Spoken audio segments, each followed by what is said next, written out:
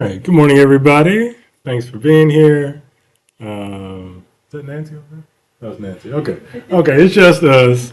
So I'll just quickly go through this.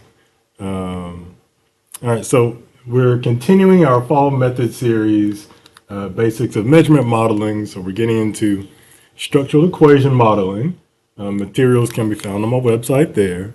So SEM is comprised of two foundational methods, the first being path analysis.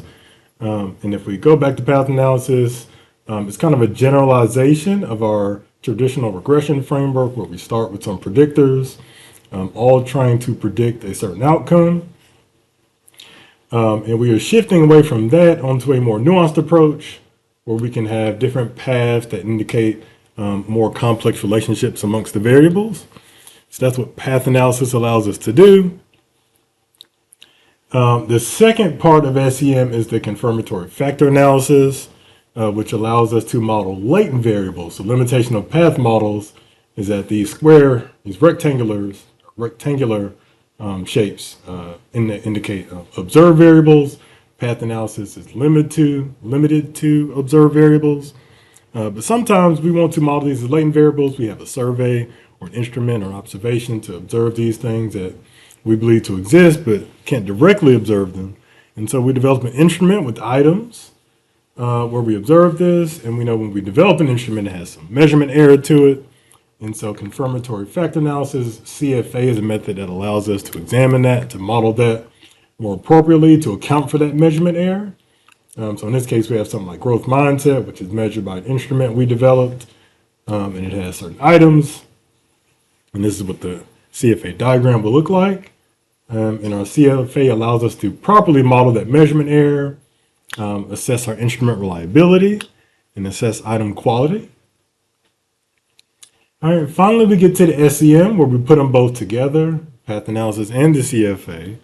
All right, so now we have a bunch of latent variables, and then each one is modeled with the CFA items that capture it. So we're modeling the measurement error, and then we're capturing the structural portion, which captures the relationship among these latent variables. So this is the full structural equation model.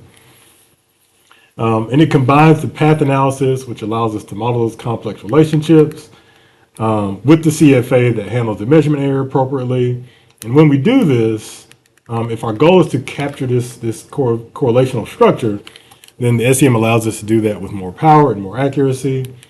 And SEM is foundational for a lot of other methods and techniques, so we thought it was good for this workshop series.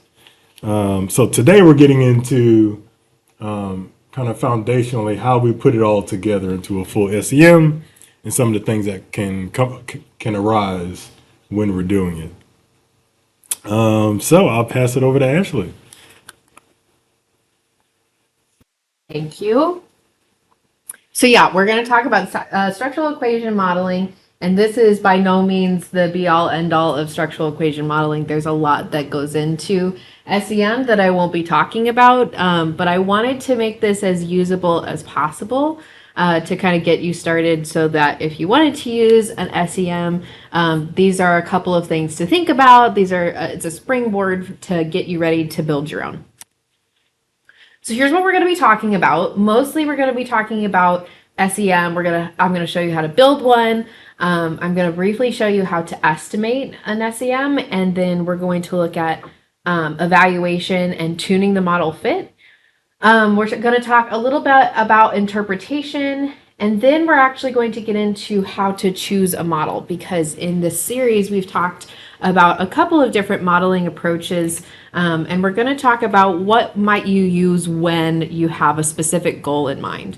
SEM is really cool. It's very powerful, but not everyone needs an SEM, which is okay. So we'll talk a little bit about how you might go about choosing what you need, a model that will best serve your interests. And then, of course, we'll have resources and extras at the end if you want to do any follow-up on SEM, or if you'd like to build your own. Okay, so as Dr. Madison mentioned, this is how it's all coming together. So we have the path model plus the confirmatory factor analysis equals the structural equation model. So the path model is the structural model. That's what's giving us the structure in our SEM. And the confirmatory factor analysis is the measurement part of the model. And we need both of those to give us the structural equation model. And that might sound abstract. So I'm going to show you how that works. But first, let's have a refresher of path models and confirmatory factor analysis. So path models are the structural part of SEM. So they're what's giving us this inside structure of what's causing what and what has relationship to what. So they specify a directional relationship or a theorized structure between observed variables. As a reminder, within path models, these boxes here represent observed variables, something that we've observed and measured. So you can see here we've got these directional lines. We're hypothesizing that there's this structure that's not just a one in regression. Remember, we had all of those x's on the left side and they're all informing one y. And now we can have y's causing each other, and we can have direct and indirect relationships. In confirmatory factor analysis, this is the measurement part of the SEM. And confirmatory factor analysis specifies a correlational relationship between observed and latent variables. So you can see here that this line here that's curved, this is a correlation. So in CFA, we're not saying that these actually have a directional relationship to each other, but we are saying that they exist in the same realm and they're correlated. So we're not saying external motivation directly causes internal motivation, but we're not saying that, we're saying that they are in the same playing field. They are correlated, they have some relationship, just not a direct relationship. And then factors, these are the factors, these latent variables. These should have at least 3 indicators for one factor models and at least 2 indicators for factors with more, or for models with more than one factor. So these are the indicators here, and this is what we're using to measure this latent variable. We're saying that this latent variable is what's pushing people's answers to these items.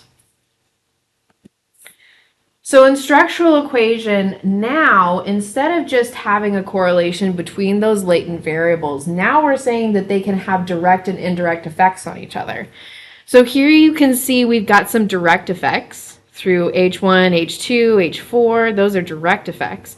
And then we can also see latent variable 1 does not have a direct effect on latent variable 5. It has this indirect effect through latent variable 3. So now these latent variables are talking to each other, they're informing each other. You can see here that this still has a correlation between these two. These two have a correlation between each other, but they're not causing each other. They just work together to inform latent variable 3.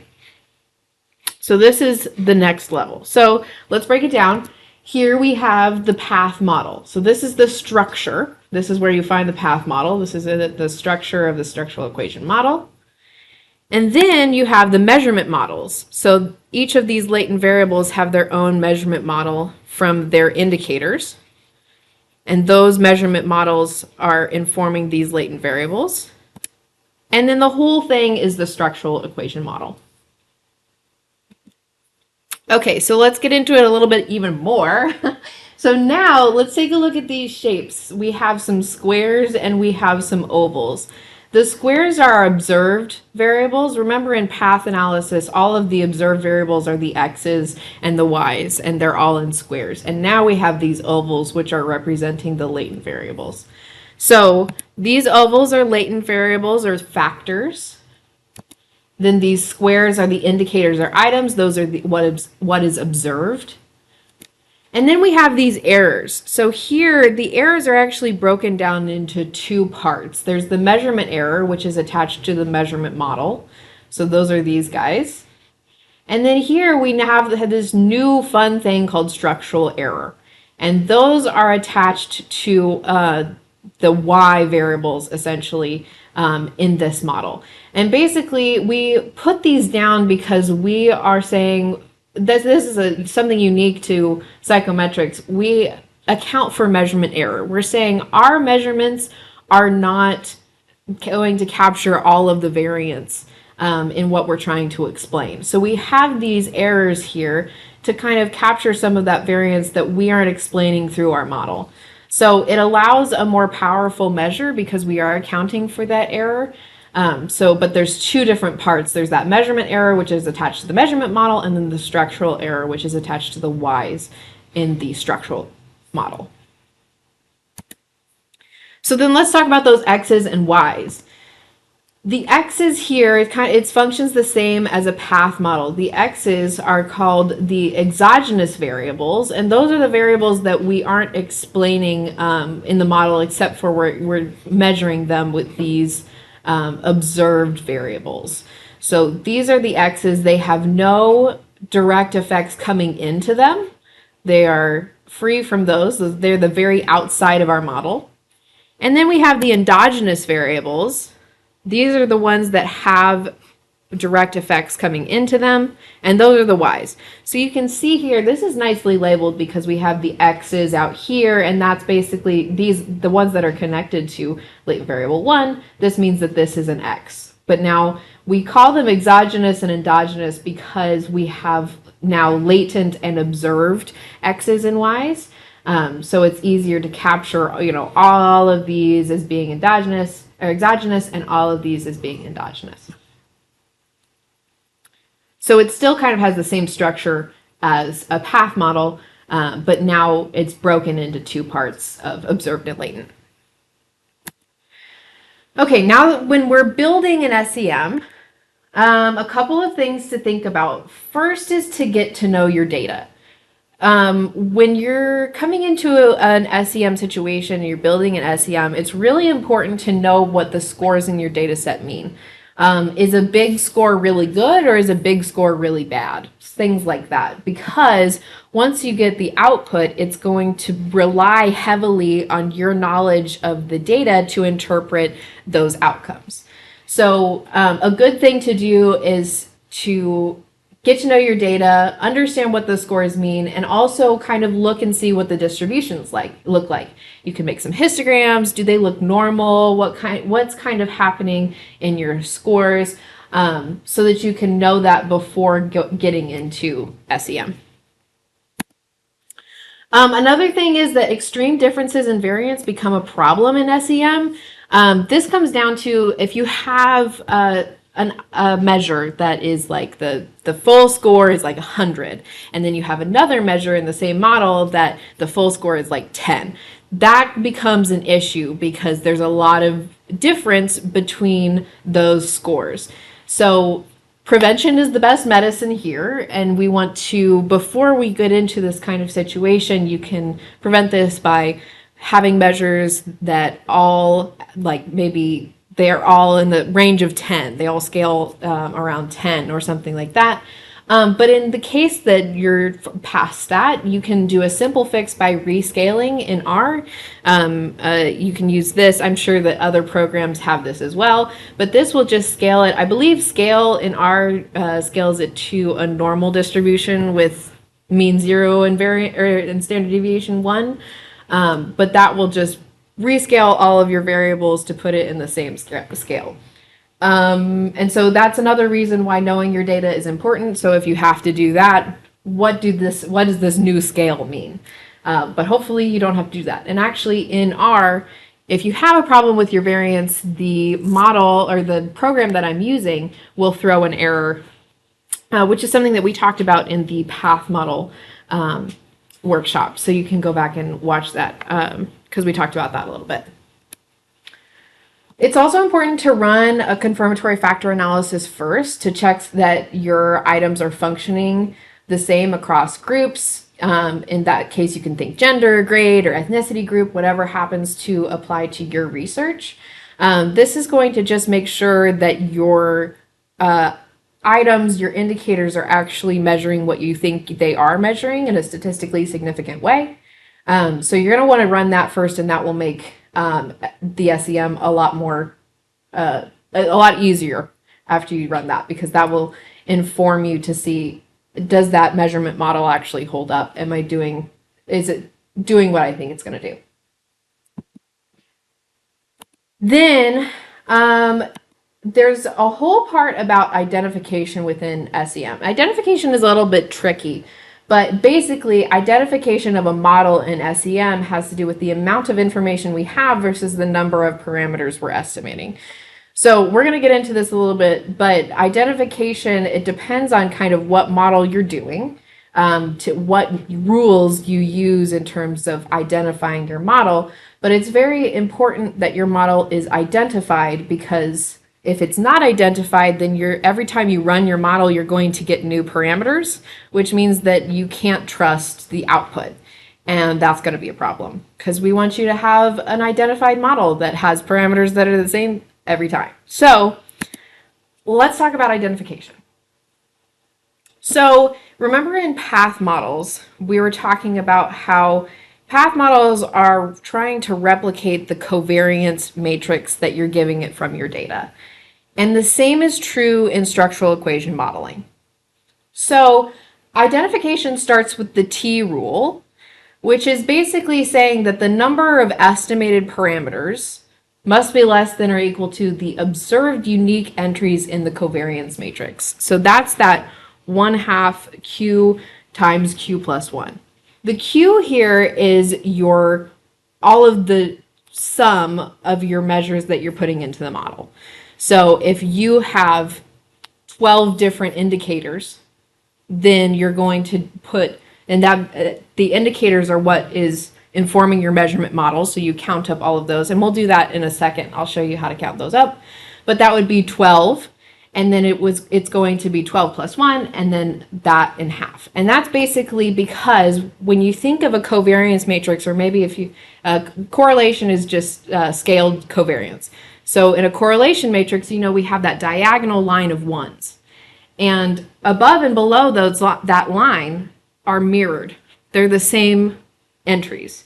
So what we want to do by multiplying this, by dividing this in half, we are taking out all of the duplicate entries, and we are only taking the unique entries in the covariance matrix. And that's the information that we're giving the model for the model to be able to run and give us out these estimated parameters. And those parameters are the relationships, the variances, the information for the confirmatory factor analysis. And so I'll show you how this works with a real model in a second, but that's the gist of it. So we want to make sure that we are not asking more of the model than the information that we're putting in.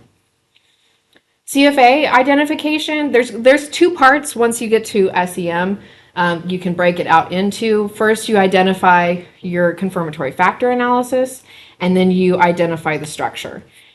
These are the rules that I was taught. There are a lot of different rules that you can actually rely on in SEM.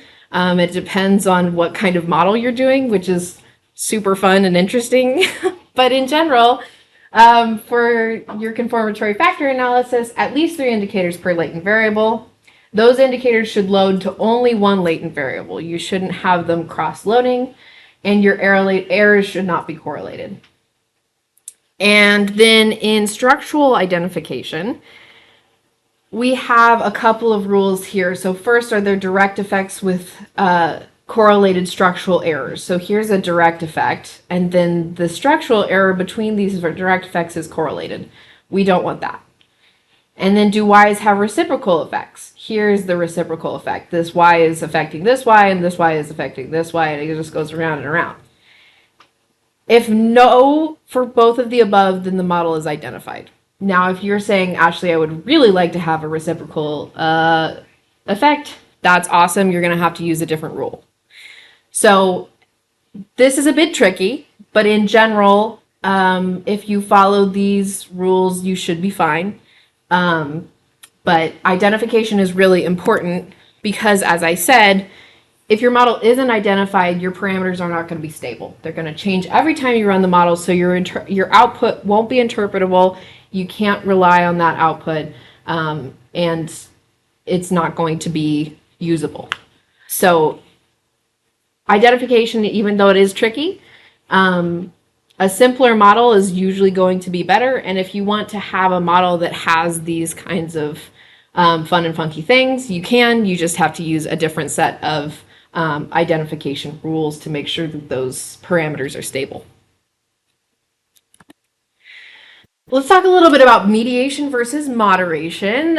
This comes up a lot, and the understanding it's a little bit easier to understand in SEM terms because we kind of have this visual. So mediation is the top here. It's a lot more common than moderation. Mediation you can kind of think as a domino effect. So earlier we had this example. This is what's called a pure mediation because we don't have a direct effect from growth mindset to student achievement, but we do have this indirect effect. Growth mindset directly affects content knowledge, which directly affects student achievement. So growth mindset has this indirect effect on student achievement, but there's no direct effect. It's this domino effect. Now, a partial mediation would be if growth mindset did have a direct effect on student achievement. So that's the difference between pure and partial mediation. Pure has no direct effect from growth mindset to student achievement. Partial does have a direct effect. Mediation is very, very common, and it's actually one of the reasons why SEM is so great because you can have this mediation effect. You can see that, growth mindset, it is direct, it's affecting student achievement somehow, but there's this intermediate step where it's affecting student achievement. Versus moderation. Moderation is going to affect the magnitude of this relationship. So it's commonly hypothesized that stress directly affects depression. Now, when social support comes in, it's going to affect the magnitude of this relationship. So you can kind of think of it as a bike pump. If you have a lot of stress, then you might have a higher propensity to be depressed. But if you have a lot of social support, then that's going to change how much your stress is impacting your depression. From what I've seen, moderation isn't as popular. It's a little bit harder to interpret and to build, but that's the difference between mediation and moderation. So here's our example SEM. This is actually from a paper, Constructive Thought Strategies and Job Satisfaction.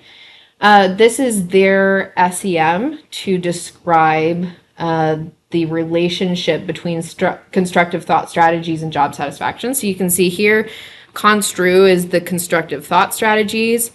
Then this is dysfunction, dysfunctional thought process, well-being, subjective well-being, and job satisfaction here.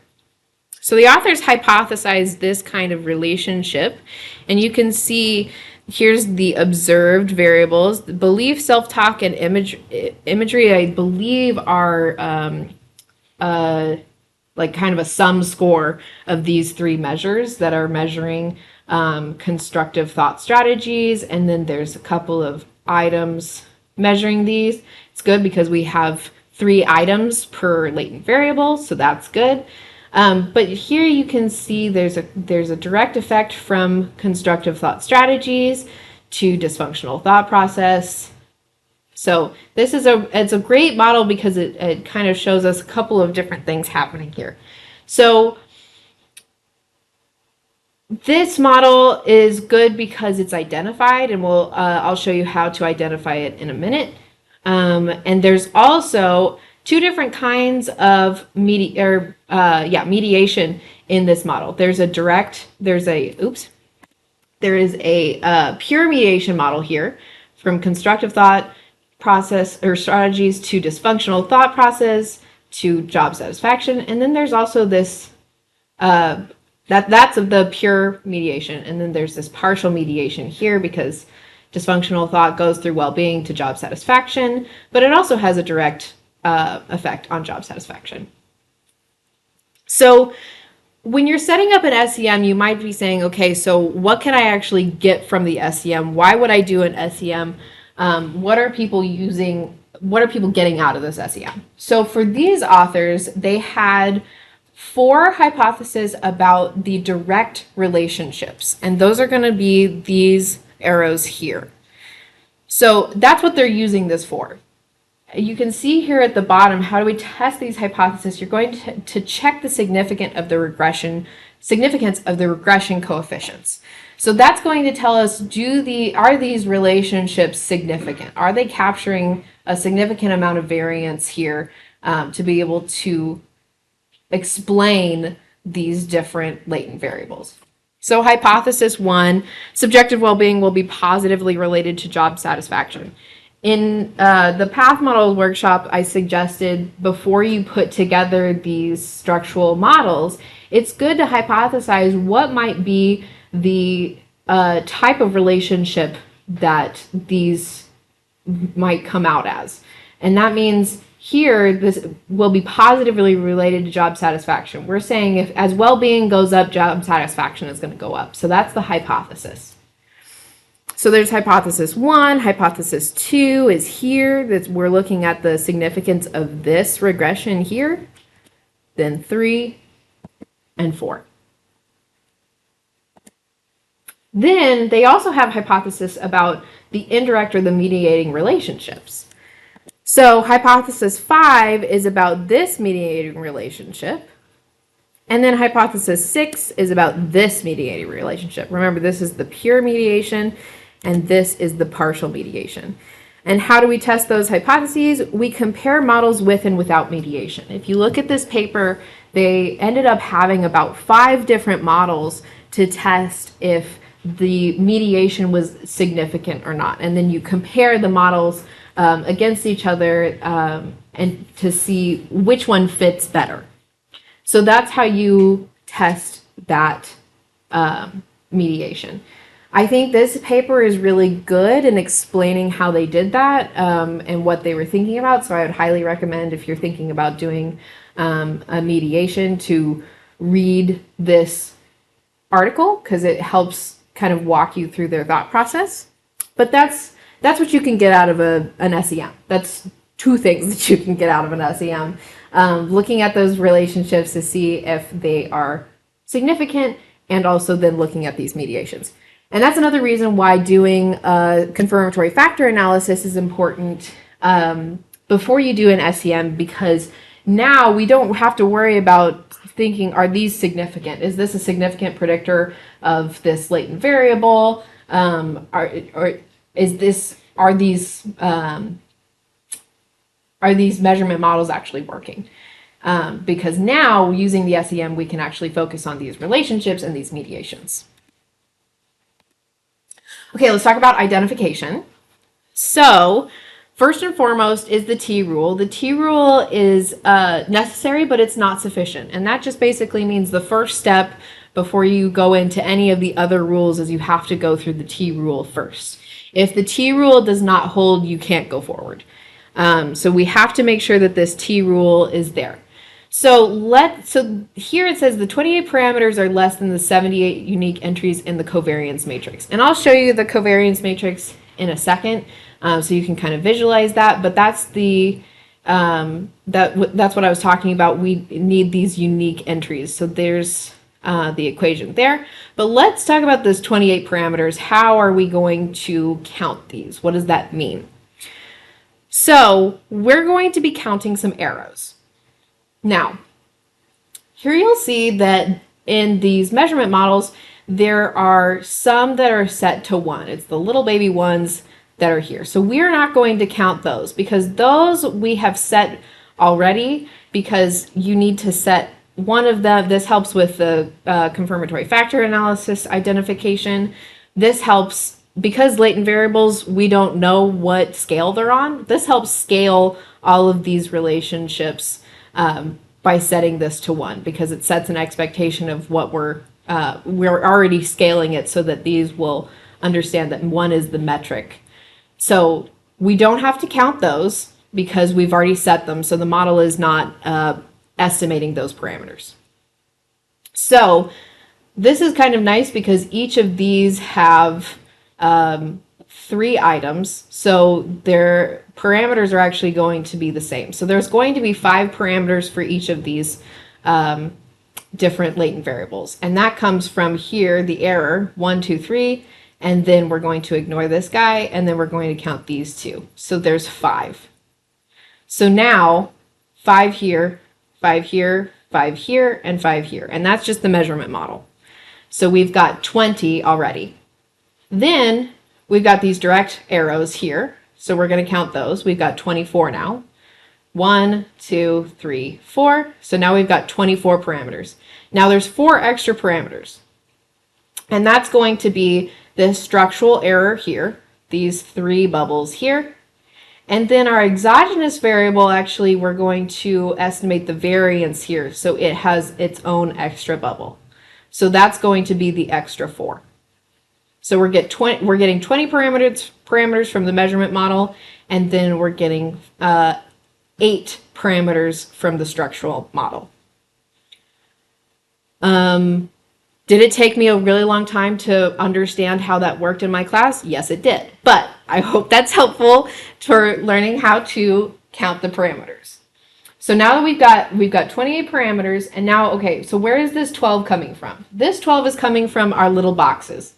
So we've got 3 boxes, 3 observed variables that are going to inform our covariance, or 3 for each factor that are going to inform our covariance matrix. So we've got 3 for each factor. 3 times 4 is 12. And then, so what we're going to do is we've got 12 times 12 plus 1, which is 13, divided by 2. That's the unique entries in the covariance matrix. So we've passed the T rule, 28 parameters, less than 78 unique entries. We've got a lot of information that we're giving the model, so we're good on the T rule. 3 indicator rule, this is for the measurement model. We have 3 indicators per latent variable. All of those indicators load one and only one latent variable, and we do not have any correlated errors. Structural identification, we have no recursive relationships. None of these arrows are coming back at each other, and no correlated structural error. The relationships between the structural error are set to be 0. So this model is identified. So every time we run the model, if I run the model now, if you run the model next week, it will be the same numbers that we get every single time. Okay, so now we're going to estimate the SEM in R. This is very similar to how we estimated the path model. So for me, I'm going to use the Levan package. If you're more of an N+ person, within the on Dr. Madison's website, in the folder for SEM, there's also code for M+, so you can use M+. But I'll go ahead and use R here. So it's the same kind of steps that we have for the path model. Now, in this particular case, when we ran the path model, we actually had raw data that we put in as a data set. In this case, we're actually going to be using a covariance matrix from the paper that I've been referencing for this SEM example. And that's kind of the fun thing that you can do with Levan. If someone publishes an SEM and you want to recreate that, usually they will publish the covariance matrix or a correlation matrix with standard deviations so that you can recreate the covariance matrix to inform your model. Because at the end of the day, SEM is about recreating the covariance matrix. So I didn't put the covariance matrix in here because it's quite large, but you can see here that in this model, when we are defining these relationships, here you can see the top ones are the latent variables. So this is the CFA, the measurement model here. So these, belief, self-talk, and imagery, this is all of the indicators for this constructive thought strategies. So we're saying the constructive thought strategies is made up of these. So this is the measurement model here. And then down here is the structural model. We're saying now that you have all this information about the measurement model, this is how the latent variables actually interact with each other. And these are regressions. Then you'll fit the model and we'll get the summary and the residuals. So let's go over to R. Here we have Levan, so we're just going to run that, open that. And this particular these authors gave us the correlation matrix. So you can see here, see how we've got this line of ones. So this is the lower triangle of a correlation matrix. So these are all unique entries that we have. So we are going to make this an object. They also gave us the standard deviations of all of the indicators. So we're going to put that in because that will inform this get cove function here. So we're going to run this to get the covariance. Now the covariance matrix is a lot. It's quite large, very big, but something that you'll see here, this line, this diagonal line, above and below are the same. So 0.637, 0.637, that's work 1 and work 2, their covariance. So that's why we only want unique entries, because since these are the same, these are the same, these are the same, we want to get rid of those when we're thinking about counting parameters, and we're only going to take the unique variables. However, Levan needs the full covariance matrix to work, so that's why we've got the full covariance matrix here. So you can see this is our model here. This is what we're telling Levan to run. So we're going to make that an object and then put it into the fit here to get an SEM.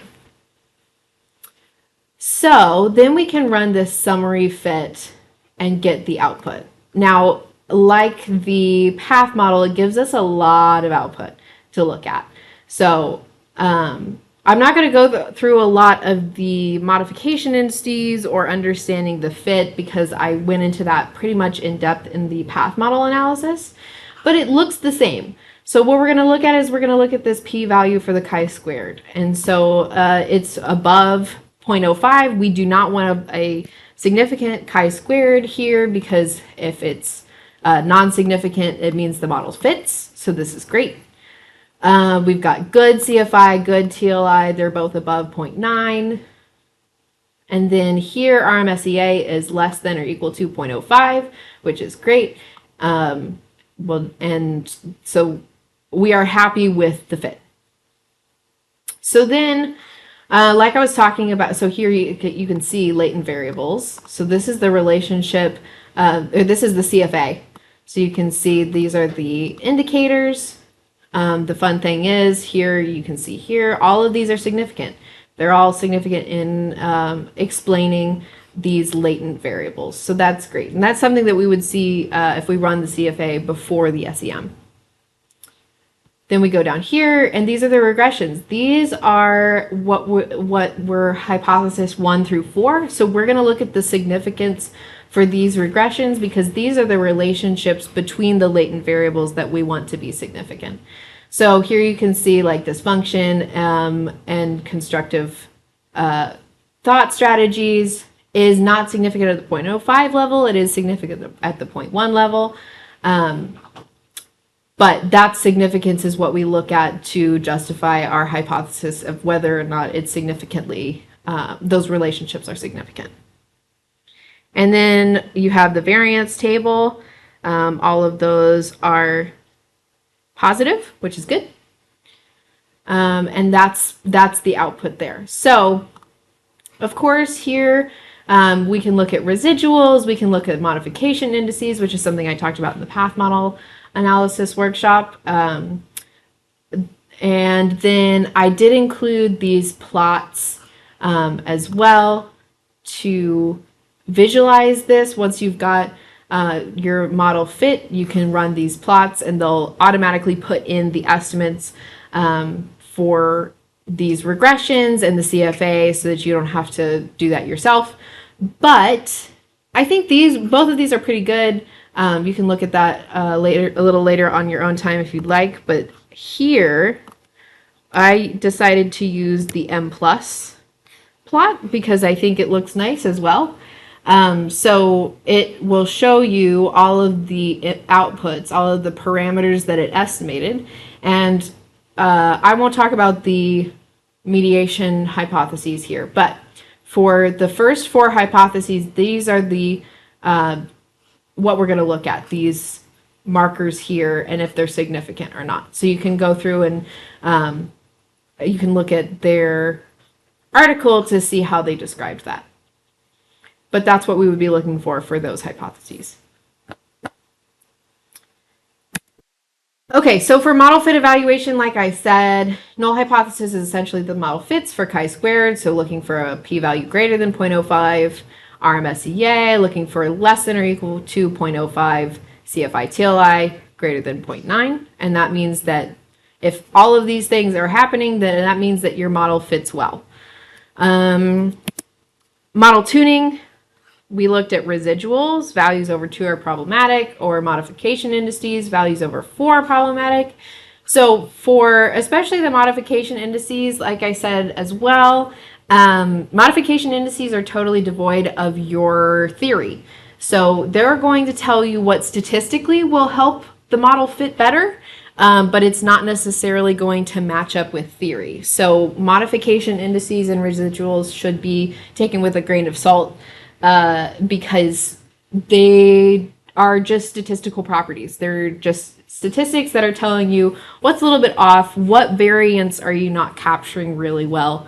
And so if you decide to take those into account, know that that will have an effect on your theory. Things to remember in SEM, first of all, is to draw out your model first. How does it look? Because when you get to the point where you've run your SEM and you have the output, you want to have something to compare it against. If there's an arrow that's flipped or something like that that comes out, then you want to know that that's wrong, that that's not the way that your model is supposed to go. So drawing out your model first is very helpful in that. And then these other things, complex models are super hard to interpret and require lots of data, so keep it simple. And that also goes into identification. If you don't want to work really hard on identification, keeping it simple is going to make identification a lot easier. And then remember to look at all the fit statistics. They come as a package. Chi-squared is very sensitive, so that's why we have a lot of different fit indices to look at, because they're going to tell you in different areas how well your model fits. So if one is slightly off, but the others are fine, then that gives us a pretty good evidence that overall the model fits all right. And then lastly, your proposed model does not prove causality. It's just an assumption of how things work. SEM is really great for modeling causality, except it's just telling you whether it fits or not. So you really have to have a strong argument from literature and research to kind of back that statistical fit up. Okay, so let's talk a little bit about how to choose a model. In these workshops, we've talked about multiple regression, path models, confirmatory factor analysis, and SEM. So like I said, SEM is really cool. It's very powerful. You can do a lot with SEM, but we don't usually need an SEM all the time. So this, I've categorized them from least complex to most complex. So let's go through a couple of these. With multiple regression, if your goal is description or prediction, then a multiple regression can actually work quite well. In the path analysis workshop, our example was predicting baby's birth weight. We don't necessarily need a path model or a CFA or an SEM to do that.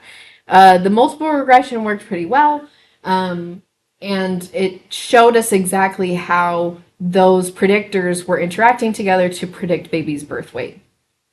Sample size at the bare minimum should be 30 to 50, depends on how complex your model is. If you're adding interactions or something like that, then you want to go for more. But at the bare minimum, you can get away with 30 for a less complex model for multiple regression. And your inferences are observational. So you're using observation data for that. And you hope it's generalizable, but it's just observed data. Path model, we're getting some structure here. So you can get away with 60 to 100 sample size. Usually more is better. Depends on the complexity of your model. If it's super complex, you want more samples, or you want a bigger sample size. And it is observational as well. You kind of have that kind of latent structure in there, but it's using observed variables.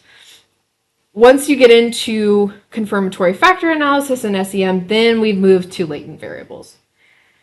So if your if you are making a new instrument and you're not necessarily saying how it interacts with other latent variables, then you can use a confirmatory factor analysis. It tells you how reliable your instrument is. It's going to show you how your items load on this latent variable that you're saying that it loads on. And so you don't necessarily need an SEM for that. Path model doesn't really fit for that. So that would be a great use of confirmatory factor analysis.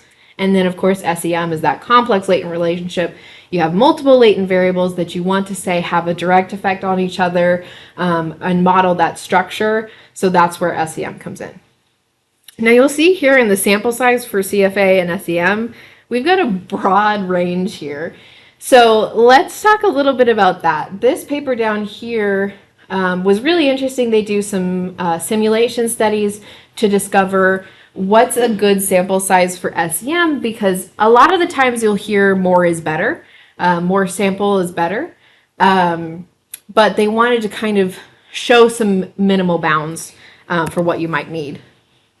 So when thinking about CFA and SEM sample size, proper sample size is directly impacted by number of factors. That's the latent variables that you're measuring, indicators per factor, missingness, and strength of relationships. So, of course, missingness, you don't want missing data.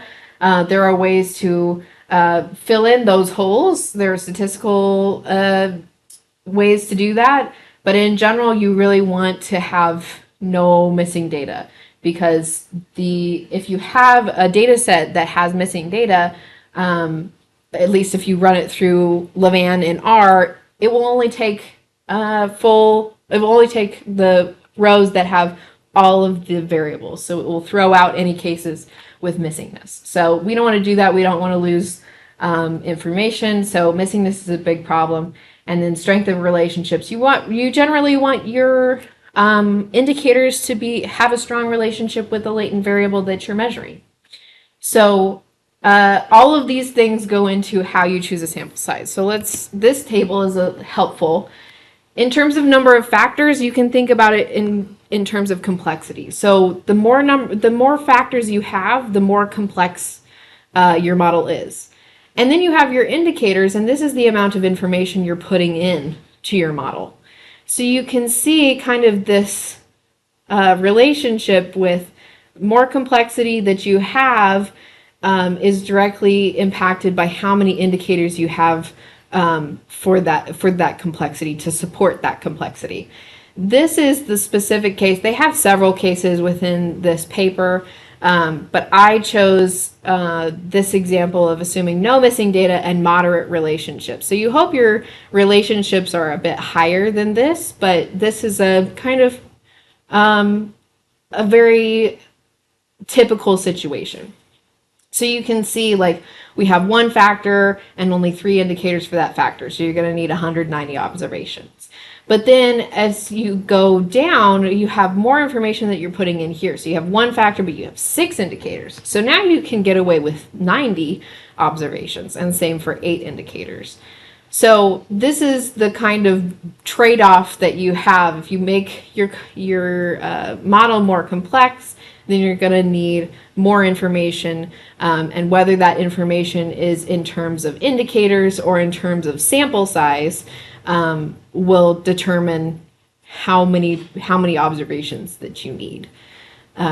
So that's a bit complex, but that's why it ranges. That's why the suggestion ranges from 90 to like 400. It just depends on your complexity and how many indicators you have.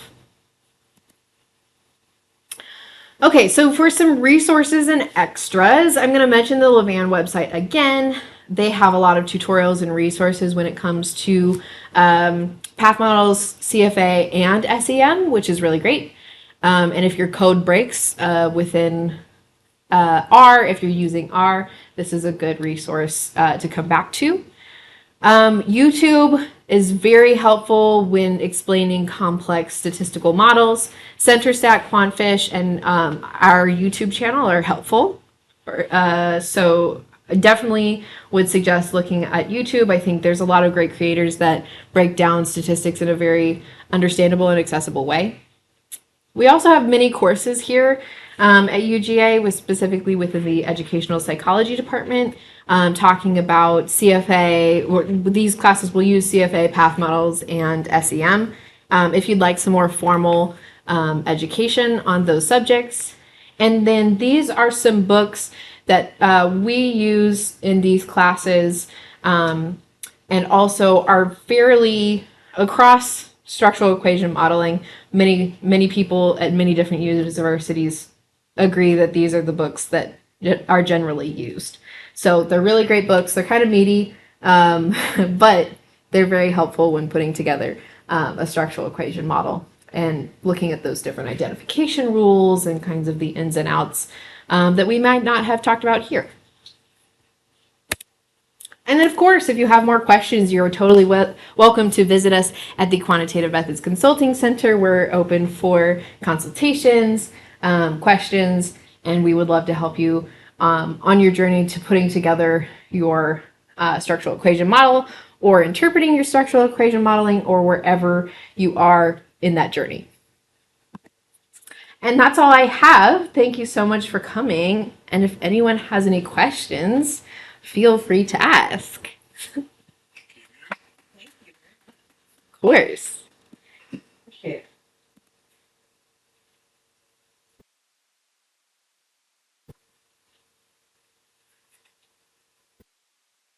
Now, you have some data you're working on?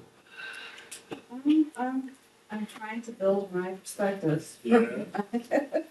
So that I can finally finish my course.